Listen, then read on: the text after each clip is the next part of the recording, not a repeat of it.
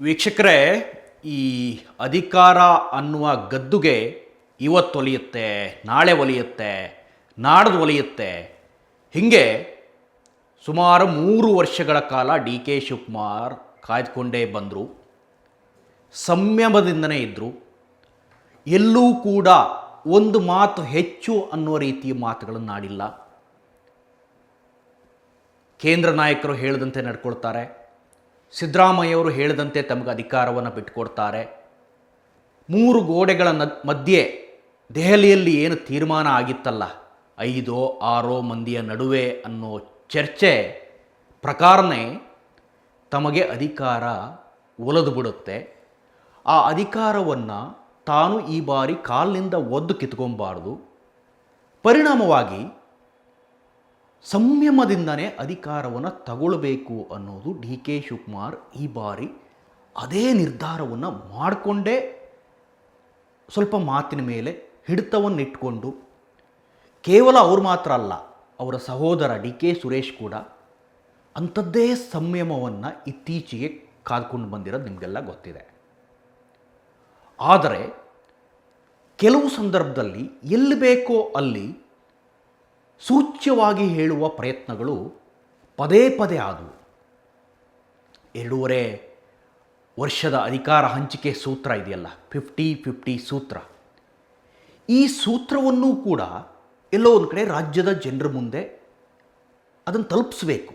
ಅಂದರೆ ಅಂಥ ಒಂದು ಪಕ್ಕಾ ಮಾಹಿತಿ ಇದೆ, ಆ ಮಾಹಿತಿಗಾಗೇ ಅಥವಾ ಆ ಒಂದು ಮಾತಿಗಾಗೇ ನಾನು ಇಷ್ಟೊಂದು ವೆಯ್ಟ್ ಮಾಡ್ತಾ ಇದ್ದೀನಿ, ಸಂಯಮದಿಂದ ಕಾದ್ಕೊಂಡು ಬಂದಿದ್ದೀನಿ ಅನ್ನೋದನ್ನು ತಲುಪಿಸ್ಬೇಕು.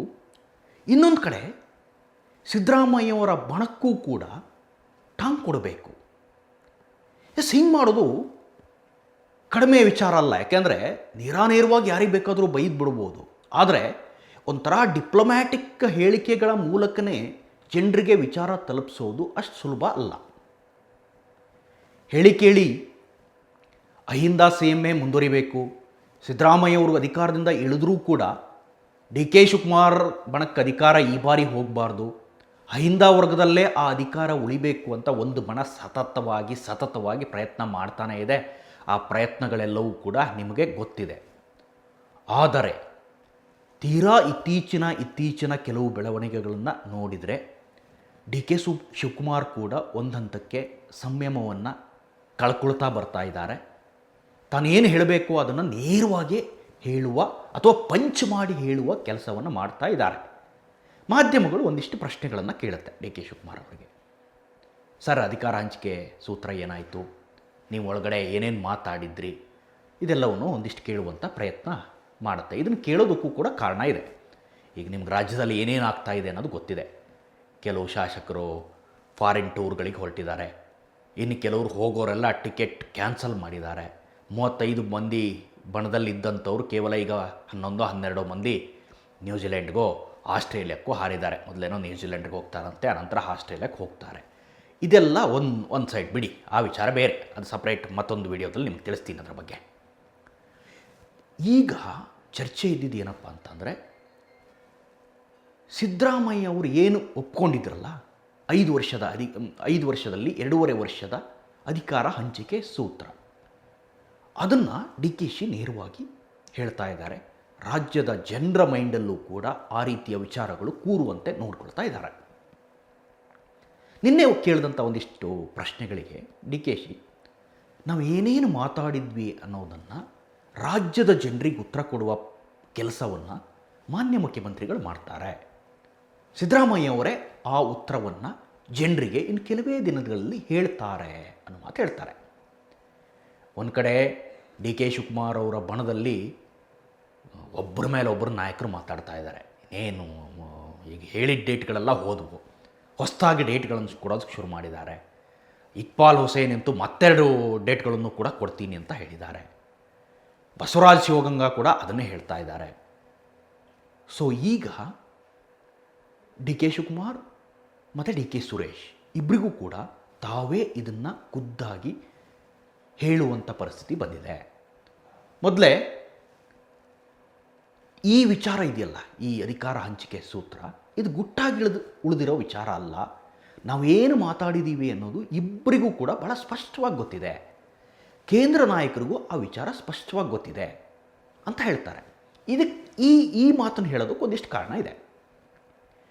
ಬೆಳಗಾವಿ ಅಧಿವೇಶನ ನಡೆದಂಥ ಸಂದರ್ಭದಲ್ಲೂ ಅಲ್ಲೂ ಕೂಡ ಈ ಒಂದು ವರ್ಷದಿಂದ ಈ ಬೆಳವಣಿಗೆಗಳು ನಡೀತಾನೆ ಇದ್ದಾವೆ. ಇವತ್ತು ನಾಳೆ ಅನ್ನುವ ಬೆಳವಣಿಗೆಗಳು 40-50 ಜನ ಹೋಗ್ಬಿಟ್ರಂತೆ, ಬಿ ಜೆ ಪಿ ಜೊತೆ ಮಾತುಕತೆ ಆಗಿದೆಯಂತೆ, ಅಮಿತ್ ಶಾ ಅವ್ರ ಜೊತೆ ಒಂದು ಹಂತಕ್ಕೆ ಮಾತುಕತೆ ಆಗಿದೆಯಂತೆ, ಈ ರೀತಿ ಚರ್ಚೆಗಳೆಲ್ಲ ಹಬ್ಬಿದವು. ಅದಾದ ಮೇಲೆ ಶಿವಮೊಗ್ಗದಲ್ಲೂ ಕೂಡ ಬಿ ಜೆ ಪಿ ರಾಷ್ಟ್ರೀಯ ಪ್ರಧಾನ ಕಾರ್ಯದರ್ಶಿ ಸಂತೋಷ್ ಜಿ ಅವರನ್ನು ಭೇಟಿ ಮಾಡಿದ್ರು ಡಿ ಕೆ ಶಿವಕುಮಾರ್. ಅದು ಕೂಡ ಒಂದು ರೀತಿಯ ರಾಜಕೀಯ ವಿಪ್ಲವ ಆಗಿಬಿಡುತ್ತೆ. ಡಿ ಕೆ ಶಿವಕುಮಾರ್ ಇನ್ನೇನು ಪಕ್ಷ ಬಿಡ್ತಾರೆ ಅನ್ನೋ ನಿಟ್ಟಿನಲ್ಲಿ ಚರ್ಚೆ ಆಯಿತು. ಅದಾದ ನಂತರ ಅವರು ಸಮಜಾಯಿಷಿಯನ್ನು ಕೊಟ್ಟರು. ಅಂಥ ಯಾವುದೇ ನಿರ್ಧಾರ ಅಥವಾ ಅಂಥ ಯಾವುದೇ ವಿಷಯ ನನ್ನ ಬಳಿ ಇಲ್ಲ, ಅಥವಾ ಆ ರೀತಿ ನಾನು ಯೋಚನೆ ಮಾಡಲ್ಲ ಅನ್ನೋ ಮಾತನ್ನು ಡಿ ಕೆ ಶಿವಕುಮಾರ್ ಹೇಳಿಬಿಟ್ರು. ಅಲ್ಲಿಗದು ಒಂದು ಹಂತಕ್ಕೆ ತೆರೆ ಎಳೆದಂಗೆ ಆಯಿತು. ಈಗ ಮತ್ತೆ ಅದೇ ವಿಚಾರವನ್ನು ಯಾಕೆ ಹೇಳಿದರು ಅಂದರೆ, ಇತ್ತೀಚೆಗೆ ಸಿದ್ದರಾಮಯ್ಯ ಅವರ ಪುತ್ರ ಯತೀಂದ್ರ ಅವರ ಹೇಳಿಕೆ, ಹಾಗೆ ಸಿದ್ದರಾಮಯ್ಯ ಪರವಾದ ಕೆಲವು ಶಾಸಕರುಗಳ ಹೇಳಿಕೆ, ಇದೆಲ್ಲವನ್ನು ಪರಿಗಣಿಸಿ ನಿನ್ನೆ ಒಂದು ಸ್ಪಷ್ಟ ಹೇಳಿಕೆಯನ್ನು ಕೊಟ್ಟಿದ್ದಾರೆ ಡಿ ಕೆ ಶಿವಕುಮಾರ್. ರಾಜ್ಯದ ಜನರಿಗೆ ಉತ್ತರ ಕೊಡೋ ಜವಾಬ್ದಾರಿ ಸಿದ್ದರಾಮಯ್ಯ ಅವರ ಮೇಲಿದೆ, ಆ ಉತ್ತರವನ್ನು ಸಿದ್ದರಾಮಯ್ಯ ಅವರೇ ಕೊಡ್ತಾರೆ. ಅಂದರೆ ಯಾವ ವಿಚಾರಕ್ಕೆ ಹೇಳ್ತಾ ಇರೋದು ಇದು? ಎಲ್ಲರೂ ಕೇಳ್ತಾ ಇದ್ದಾರೆ, ಮಾಧ್ಯಮ ಕೇಳ್ತಾ ಇದೆ, ನಾಯಕರುಗಳು ಕೇಳ್ತಾ ಇದ್ದಾರೆ, ಜನ ಕೆಲವೆಡೆ ಕೇಳ್ತಾ ಇದ್ದಾರೆ. ಡಿ ಕೆ ಶಿವಕುಮಾರ್ ಹೋದಲ್ಲೆಲ್ಲ ಡಿ ಕೆ ಶಿಗೆ ಜೈ, ಮುಂದಿನ ಮುಖ್ಯಮಂತ್ರಿ ಜೈ, ಹೀಗೆ ಸಾಕಷ್ಟು ಮಾತುಗಳು ಕೇಳಿಬರ್ತವೆ. ಇಂಥ ಸಂದರ್ಭದಲ್ಲಿ ಮುಖ್ಯಮಂತ್ರಿ ಆಗ್ತೀರೋ ಇಲ್ವೋ ಅನ್ನೋ ಪ್ರಶ್ನೆ ಎತ್ತಿದಾಗ ಅದಕ್ಕೆ ಉತ್ತರವನ್ನು ಸಿದ್ದರಾಮಯ್ಯವರು ಕೊಡ್ತಾರೆ ಅಂತ ಹೇಳ್ತಾರೆ. ಸೊ ಈಗ ಪ್ರಶ್ನೆ ನೇರವಾಗಿ ಸಿದ್ದರಾಮಯ್ಯವರಿಗೆ ಹೋಗುತ್ತೆ. ಕಾರಣ ಏನು? ಸರ್, ಡಿ ಕೆ ಶಿವಕುಮಾರ್ ಹಿಂಗೆ ಹೇಳ್ಬಿಟ್ಟಿದ್ದಾರೆ, ಆಗ್ತಾರೋ ಇಲ್ಲೋ ಅನ್ನೋದನ್ನು ಸಿದ್ದರಾಮಯ್ಯವರು ತಿಳಿಸ್ತಾರೆ, ರಾಜ್ಯದ ಜನರಿಗೂ ಕೂಡ ಅವರೇ ಉತ್ತರ ಕೊಡ್ತಾರೆ ಅಂತ ಹೇಳಿದ್ದಾರೆ. ಇಷ್ಟು ದಿನ ಸಿದ್ದರಾಮಯ್ಯವರು ಏನು ಮಾಡ್ತಾಯಿದ್ರು? ಮಗನ ಮೂಲಕನೋ, ಮಹದೇವಪ್ಪರ ಮೂಲಕನೋ, ಸತೀಶ್ ಜಾರಕಿಹೊಳಿ ಮೂಲಕನೋ ಒಂದಿಷ್ಟು ಹೇಳಿಸುವಂಥ ಪ್ರಯತ್ನ ಆಗ್ತಿತ್ತು. ಅಥವಾ ತಾವೇ ನೇರವಾಗಿ ಬೆಳಗಾವಿ ಅಧಿವೇಶನದಲ್ಲಿ ಹೇಳಿದರು, ಹೈಕಮಾಂಡ್ 5 ವರ್ಷ ನನಗೆ ಪೂರ್ಣ ಅವಧಿಯ ಸಿ ಎಮ್ ಆಗಿ ಮಾಡಿದೆ, ಹಾಗಾಗಿಯೇ ನಾನು ಪೂರ್ಣ ಅವಧಿಯ ಸಿ ಎಮ್ ಆಗ್ತೀನಿ, ಯಾವುದೇ ಬದಲಾವಣೆ ಇಲ್ಲ. ನೀವು ಬಿ ಜೆ ಪಿಯರು ಏನು ಕೂಗಾಡಿದ್ರು, ಅರ್ಚಾಡಿದ್ರು, ಚೀರಾಡಿದ್ರು, ಬದಲಾವಣೆ ಇಲ್ಲ ಅನ್ನೋ ಮಾತನ್ನು ಹೇಳ್ತಾರೆ. ಎಟ್ ದ ಸೇಮ್ ಟೈಮ್ ಅವತ್ತೇ ಡಿ ಕೆ ಶಿವಕುಮಾರ್ ಅಂಕೋಲದ ಒಂದು ದೇವಾಲಯಕ್ಕೆ ಬರ್ತಾರೆ, ದೇವಿಯ ದರ್ಶನಕ್ಕೆ. ಆ ಸಂದರ್ಭದಲ್ಲಿ ಮಾಧ್ಯಮಗಳು ಕೇಳುತ್ತೆ, ಏನು ಸರ್ ಸಿದ್ದರಾಮಯ್ಯವರು ನೋಡಿದ್ರೆ ಹಿಂಗೆ ಹೇಳ್ತಾ ಇದ್ದಾರೆ, 5 ವರ್ಷವೂ ಅವರೇ ಮುಖ್ಯಮಂತ್ರಿ ಅಂತ ಇದ್ದಾರೆ, ನಿಮ್ಮ ಕತೆ ಏನು ಅಂತ. ಅಲ್ಲಗೈನ್ ಡಿ ಕೆ ಶಿವಕುಮಾರ್ ಹೇಳ್ತಾರೆ, ಹೈಕಮಾಂಡ್ ಸಿದ್ದರಾಮಯ್ಯ ಮತ್ತು ನನ್ನ ನಡುವೆ ಏನೇನು ಮಾತುಕತೆ ಆಗಿದ್ದು ನಮ್ಗೆ ಗೊತ್ತಿದೆ, ಆ ಪ್ರಕಾರ ಹೈಕಮಾಂಡ್ ತನ್ನ ಮೇಲೆ ಒಲವು ತೋರುತ್ತೆ ಅನ್ನೋ ರೀತಿಯಲ್ಲಿ ಮಾತಾಡ್ತಾರೆ. ಸೊ ಇದು ಫಸ್ಟ್ ಬಾರಿ ಅಲ್ಲ, ಇದು 2ನೇ ಬಾರಿ ಡಿ ಕೆ ಶಿವಕುಮಾರ್ ಈ ರೀತಿ ಮಾತಾಡ್ತಾ ಇರೋದು. ಅಂದರೆ ನೇರವಾಗಿ ಹೇಳ್ತಾ ಇರೋದು, ಬಿಟ್ಟು ಕೊಡಬೇಕು ಅನ್ನುವ ಸೂಚನೆಯನ್ನು ಕೊಡ್ತಾ ಇರೋದು. ಸೊ ಈಗ ಬಜೆಟ್ ಮೀಟಿಂಗ್ಗಳು ನಡೀತಾ ಇದೆ, ಒಂದಾದ ಮೇಲೆ ಒಂದು ಇಲಾಖೆಗಳ ಅಧಿಕಾರಿಗಳ ಸಭೆ, ಇವತ್ತು ಕೂಡ ಮೀಟಿಂಗ್ ಇದೆ. ಎಲ್ಲ ಇಲಾಖೆ ಬಹುತೇಕ ಒಂದು 15-20 ಇಲಾಖೆಗಳ ಮೀಟಿಂಗ್ ಈಗಾಗಲೇ ಮುಗಿದು ಹೋಗಿದೆ. 36 ಇಲಾಖೆಗಳಲ್ಲಿ ಎಲ್ಲ ಇಲಾಖೆಯ ಅಧಿಕಾರಿಗಳು ಮಾತ್ರ ಅಲ್ಲದೆ ಸಂಬಂಧಪಟ್ಟಂಥ ಸಂಘ ಸಂಸ್ಥೆಗಳನ್ನು ಕೂಡ ಕರೆದು ಮುಖ್ಯಮಂತ್ರಿ 1-to-1 ಈ ಬಾರಿ ಮಾತನಾಡಿದ್ದಾರೆ. ಅಂದರೆ ನಿಮ್ಮ ಇಲಾಖೆಯ ಬೇಡಿಕೆಗಳೇನೇನಿದೆ, ಏನೇನು ಅಹವಾಲಿದೆ ಅಂತ. ಆದರೆ ಈ ಸಂದರ್ಭದಲ್ಲಿ ಮಾತ್ರ ಮುಖ್ಯಮಂತ್ರಿಗಳು ಮೌನವಾಗೇ ಇದ್ದಾರೆ. ಡಿ ಕೆ ಶಿವಕುಮಾರ್ ನೇರಾನೇರವಾಗಿ ಮುಖ್ಯಮಂತ್ರಿಗಳು ಉತ್ತರ ಕೊಡ್ತಾರೆ ಅಂದರೂ ಸಿದ್ದರಾಮಯ್ಯವರ ಕಡೆಯಿಂದ ಯಾವುದೇ ಉತ್ತರ ಬಂದಿಲ್ಲ. ಈಗ ಪ್ರಶ್ನೆ ಎದ್ದಿದೆ, ಸಿದ್ದರಾಮಯ್ಯ ಅವರು ರಾಜ್ಯದ ಜನತೆಗೆ ಉತ್ತರ ಕೊಡ್ತಾರಾ? ಅಧಿಕಾರದಿಂದ ಬಿಟ್ಟು ಇಳಿಯೋದ್ರ ಬಗ್ಗೆ ಯೋಚಿಸ್ತಾರಾ? ಹೈಕಮಾಂಡ್ ಹೇಳೋದಕ್ಕಾಗಿ ಕಾಯ್ತಾ ಇದ್ದಾರಾ? ಅಥವಾ ಆ ರೀತಿ ಯಾವುದೇ ಮಾತುಕತೆ ಆಗಿಲ್ಲ ಅಂತ ಹೇಳ್ತಾರಾ ಅಂತ ಇರೋದು ಪ್ರಶ್ನೆ. ಈಗ ಬೇರೆ ಬೇರೆಯವ್ರು ಹೇಳೋದು ಬೇರೆ ಮಾತು ಬಿಡಿ, ಜಾರಕಿಹೊಳಿ ಅವರೋ, ಪರಮೇಶ್ವರ್ ಅವರೋ, ಮಹದೇವಪ್ಪ ಅವರೋ, ಯತೀಂದ್ರ ಅವರೋ. ಆದರೆ ಸಿದ್ದರಾಮಯ್ಯವರು ನಿಜಕ್ಕೂ ಅವತ್ತೇನಾಗಿದೆ ಅಂತ, ಅದು ಕ್ಲೋಸ್ ಡೋರ್ ಮೀಟಿಂಗ್, ನಿಮ್ಗೆ ಗೊತ್ತಿರುವಂತೆ 5-6 ಜನರ ನಡುವೆ ನಡೆದಂಥ ಮಾತುಕತೆ ಅಂದರೆ ಅಲ್ಲಿ ಬೇರೆ ಯಾರೋ ಮಾತಾಡುವಂಥ ನಾಯಕರು ಅಲ್ಲಿ ಇರಲಿಲ್ಲ. ಕೇವಲ ಡಿ ಕೆ ಶಿವಕುಮಾರ್ ಆಗಲಿ, ರಣದೀಪ್ ಸಿಂಗ್ ಸುರ್ಜೇವಾಲಾ ಆಗಲಿ, ಸಿದ್ದರಾಮಯ್ಯ ಅವರಾಗಲಿ, ಅಥವಾ ಕೆ ಸಿ ವೇಣುಗೋಪಾಲ್ ಆಗಲಿ, ಅಥವಾ ಪ್ರಿಯಾಂಕಾ ಖರ್ಗೆ, ರಾಹುಲ್ ಗಾಂಧಿ, ಮಲ್ಲಿಕಾರ್ಜುನ್ ಖರ್ಗೆ, ಕೇವಲ ಇದೇ ವಲಯ ಬಿಟ್ಟರೆ ಬೇರೆ ವಲಯದ ಯಾವುದೇ ನಾಯಕರಲ್ಲಿರಲಿಲ್ಲ. ಈಗ ಪ್ರಶ್ನೆ ಇದ್ದಿರೋದು, ಸಿದ್ದರಾಮಯ್ಯವರು ಅಧಿಕಾರ ಬಿಟ್ಟು ಇಳಿಯುವಂಥ ಯಾವುದೇ ಲಕ್ಷಣಗಳು ಕಾಣಿಸ್ತಾ ಇಲ್ಲ. ಯಾಕೆಂದರೆ ಬಜೆಟ್ ತಯಾರಿಯಲ್ಲಿ ಅವರು ಬ್ಯುಸಿ ಇದ್ದಾರೆ. ಆದರೆ ಸಿದ್ದರಾಮಯ್ಯವರು ಈಗ ಮಾತಾಡ್ತಾರಾ ಅನ್ನೋದು ರಾಜ್ಯದ ಜನತೆಗೆ ಇರುವಂಥ ಪ್ರಶ್ನೆ. ಆದರೆ ಡಿ ಕೆ ಶಿವಕುಮಾರ್ಗಿರುವಂಥ ವಿಚಾರ ಏನಂದರೆ, ಈ ಬಜೆಟ್ ನಂತರವಾದರೂ ಒಂದು ಸೂಚನೆ ಸಿಗುತ್ತಾ, ನಾಯಕರಿಂದ ಆ ರೀತಿ ಒಂದು ತೀರ್ಮಾನ ಬರುತ್ತಾ, ಅಥವಾ ಸಿದ್ದರಾಮಯ್ಯವರೇ ನಾನು ಇಳಿಯೋದಕ್ಕೆ ರೆಡಿ ಅನ್ನುವ ಸೂಚನೆಯನ್ನು ಕೊಡ್ತಾರಾ ಅನ್ನುವ ಮಾತಿಗ ಕಾಯ್ತಾ ಇದ್ದಾರೆ. ಸೊ ಯಾರು ಏನೇ ಹೇಳ್ಬೋದು, ಇಬ್ಬರು ನಾಯಕರು ಒಟ್ಟಾಗಿದ್ದೀವಿ, ಕೈ ಹಿಡ್ಕೊಂಡು ಹೋಗ್ತೀವಿ, ನಮ್ಮ ನಡುವೆ ಏನಿಲ್ಲ, ಏನಯ್ಯ ಡಿ ಕೆ ಶಿವಕುಮಾರ್ ಅಂತ ಅಂದರೂ ಕೂಡ ಒಳಗೊಂದೊಳಗೆ ಆ ಕುರ್ಚಿಗಾಗಿ ಕಾದಾಟ ನಡೆದೇ ಇದೆ ಪಕ್ಷದಲ್ಲಿ. ಸೊ ಇಷ್ಟು ದಿನ ಡೆಲ್ಲಿಗೆ ಹೋದಂಥ ಸಂದರ್ಭದಲ್ಲಿ ಡಿ ಕೆ ಶಿವಕುಮಾರ್ ಅವರಿಗೆ ರಾಹುಲ್ ಗಾಂಧಿ ಭೇಟಿ ಮಾಡೋಕ್ಕೆ ಕೂಡ ಸಿಕ್ಕಿರಲಿಲ್ಲ. ಆದರೆ ಮೊನ್ನೆ ಹೋದಂಥ ಸಂದರ್ಭದಲ್ಲಿ ರಾಹುಲ್ ಗಾಂಧಿ ಜೊತೆ ಕೂಡ ಕೆಲ ಕಾಲ ಮಾತುಕತೆ ಆಗಿದೆ. ಪ್ರಿಯಾಂಕಾ ಗಾಂಧಿ ಕೂಡ ಸಿಕ್ಕಿದ್ದಾರೆ, ಮಲ್ಲಿಕಾರ್ಜುನ್ ಖರ್ಗೆ ಅವರು ಕೂಡ ಸಿಕ್ಕಿದ್ದಾರೆ. ಅಲ್ಲಿ ಏನೇನು ಚರ್ಚೆ ಆಯಿತು ಅನ್ನೋದನ್ನು ನಾನು ಎಲ್ಲದನ್ನು ಕೂಡ ಹೇಳಲ್ಲ.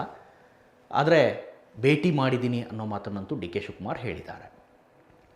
ಸೊ ಇದು ಬಜೆಟ್ ನಂತರದಲ್ಲಿ ಏನಾದರೂ ಬದಲಾವಣೆ ಆದರೆ ಆಗಬೇಕು. ಖಂಡಿತ ಆವಾಗೇನಾದರೂ ಬದಲಾವಣೆ ಆಗಿಲ್ಲ, ಅಥವಾ ಸಿದ್ದರಾಮಯ್ಯವರು ಅಧಿಕಾರ ಬಿಟ್ಟು ಇಳಿಯೋದು ತಯಾರಿಲ್ಲ ಅಂತ ಆದರೆ ಮತ್ತು ಅಗೈನ್ ಇದು ಮತ್ತೆ 2 ವರ್ಷ ಇದೇ ರೀತಿ ಡ್ರಾಗ್ ಆದರೂ ವಿಶೇಷ ಇಲ್ಲ. ಯಾಕೆಂದರೆ ಎಲೆಕ್ಷನ್ ಸಾಲಾಗಿ ಎಲೆಕ್ಷನ್ ಬರ್ತಾವೆ, ಎಲೆಕ್ಷನ್ಗಳನ್ನು ಗೆದ್ಕೊಂಡು ಹೋಗಬೇಕು, ಎಲೆಕ್ಷನ್ಗಳಿಗೆ ಬೇಕಾದ ತಯಾರಿ ಮಾಡ್ಕೋಬೇಕು.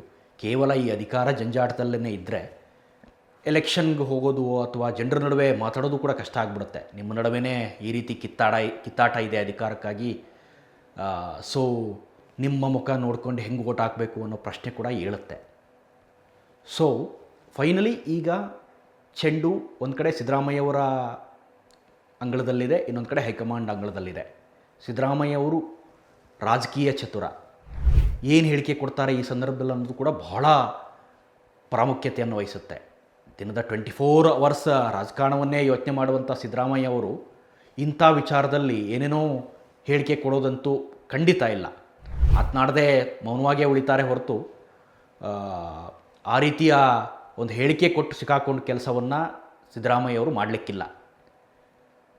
ಒಂದು ರೀತಿಯಲ್ಲಿ ದೇವೇಗೌಡರ ಗರಡಿಯಲ್ಲಿ ಬೆಳೆದಂಥ ಕಾರಣಕ್ಕೆ ದೇವೇಗೌಡರು ಯಾವ ರೀತಿ ಚಾಣಾಕ್ಷ ಹೇಳಿಕೆಯನ್ನು ಕೊಡ್ತಾರೋ ಅದಕ್ಕಿಂತ ಒಂದು ಹೆಜ್ಜೆ ಮೇಲು ಅನ್ನುವ ರೀತಿ ಚಾಣಾಕ್ಷ ಹೇಳಿಕೆಯನ್ನೇ ಸಿದ್ದರಾಮಯ್ಯ ಅವರು ಕೊಡ್ಬೋದು. ಸದ್ಯಕ್ಕಂತೂ ಸಿದ್ದರಾಮಯ್ಯ ಈ ಅಧಿಕಾರ ಹಂಚಿಕೆ ಸೂತ್ರದಲ್ಲಿ ಮೌನವಾಗಿದ್ದಾರೆ. ಪುತ್ರ ಯತೀಂದ್ರಿಗೂ ಕೂಡ ಸೂಚನೆ ಕೊಟ್ಟಂಗಿದೆ. ಅವರು ಕೂಡ ಇತ್ತೀಚೆಗೆ ಮಾತಾಡ್ತಾ ಇಲ್ಲ ಮಾಧ್ಯಮಗಳ ಎದುರು. ಪ್ರಶ್ನೆ ಕೇಳಿದಂಥ ಸಂದರ್ಭದಲ್ಲೂ ಉತ್ತರ ಕೊಡಲ್ಲ, ನಾನು ಆ ಬಗ್ಗೆ ಏನೂ ಮಾತಾಡಲ್ಲ ಅಂತ ಹೇಳ್ತಾರೆ. ನಿನ್ನೆ ಕೇಳಿದಂಥ ಸಂದರ್ಭದಲ್ಲೂ ಅದನ್ನೇ ಹೇಳಿದರು. ಎಲ್ಲೋ ಒಂದು ಕಡೆ ಅಪ್ಪ ಮಗ ಇಬ್ಬರೂ ಕೂಡ ಈ ಸಂದರ್ಭದಲ್ಲಿ ಮೌನ ತಾಳಿದ್ದಾರೆ. ಇದಿಷ್ಟು ಈ ಕ್ಷಣದ ಅಪ್ಡೇಟ್ಸ್. ಇಂಥದ್ದೇ ಮತ್ತಷ್ಟು ಕಂಟೆಂಟ್ಗಾಗಿ ನೋಡ್ತಾ ಇರಿ ಸುಮನ್ ಟಿ ವಿ ಕನ್ನಡ. ಹಾಗೆಯೇ ನೀವೇನಾದರೂ ನಮ್ಮ ಚಾನಲನ್ನು ಸಬ್ಸ್ಕ್ರೈಬ್ ಮಾಡಿಲ್ಲ ಅಂತ ಅಂದರೆ ಈ ಕೂಡಲೇ ಸಬ್ಸ್ಕ್ರೈಬ್ ಮಾಡಿ, ಶೇರ್ ಮಾಡಿ ಮತ್ತು ಲೈಕ್ ಮಾಡಿ. Thank you. ಸುಮನ್ ಟಿವಿ ಕನ್ನಡದಲ್ಲಿ ಜಾಹೀರಾತು ನೀಡಲು ಸಂಪರ್ಕಿಸಿ 9686376663.